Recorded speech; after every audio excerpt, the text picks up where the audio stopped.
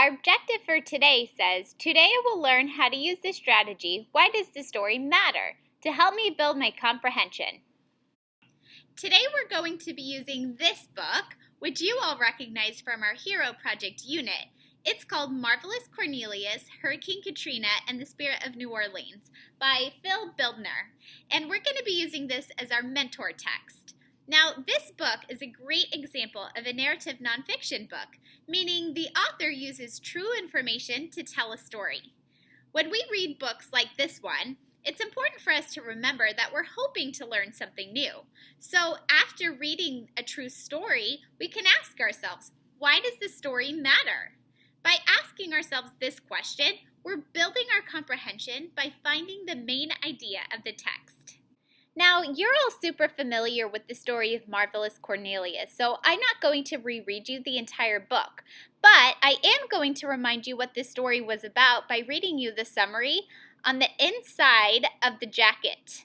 It says, in New Orleans, there lived a man who saw the streets as his calling, and he swept them clean. He danced up one avenue and down another, and everyone danced along. The old ladies whistled and whirled. The old men hooted and hollered. The barbers, beach whirlers, and beignet bakers bounded behind that one-man parade. But then came the rising Mississippi and a storm bigger than anyone had seen before. Phil Bildner and John Para tell the inspiring story of a humble man and the heroic difference he made in the aftermath of Hurricane Katrina. After hearing that summary, I totally remember what happens in this book. Do you?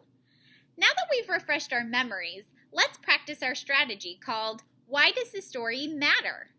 We need to ask ourselves, what's important about this story? Why did the author choose to tell the story of Marvelous Cornelius when there are millions of people in the world, and therefore millions of stories he could have chosen to tell? Why does this story matter? Think in your head for a moment about the answer to that question. If you're sitting near someone and when you have an idea, turn and tell that person why you think Phil Bildner chose to write an entire book about Cornelius. I'll give you a moment.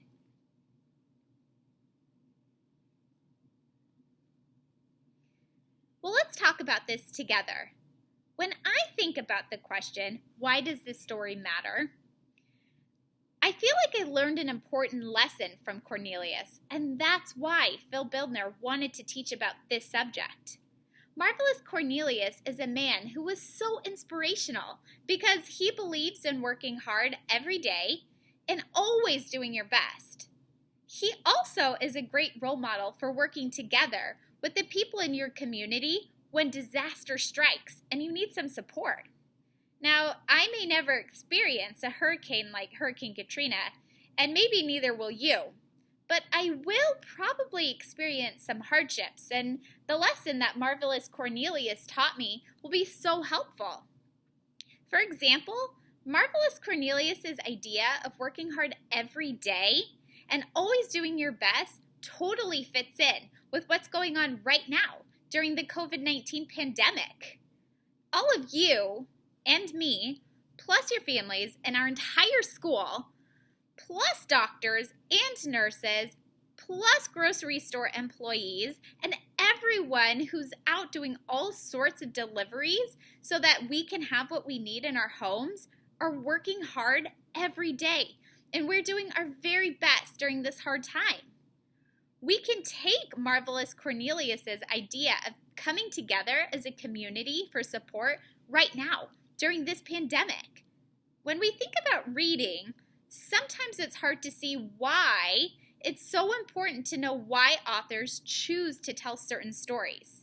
But when we think about this story and how Cornelius's message is still an important one, even 15 years later, it's pretty clear why identifying why a story matters is such an important strategy.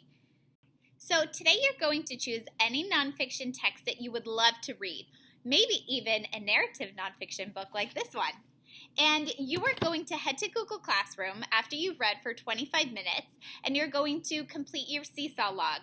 Now remember, to complete your seesaw log, you need to practice the strategy. why does this story matter? So as you're reading your nonfiction book or your narrative nonfiction book, be asking yourself, why did the author choose to tell this story? Why is this story important? What's the message that I need to leave with from this book? Good luck!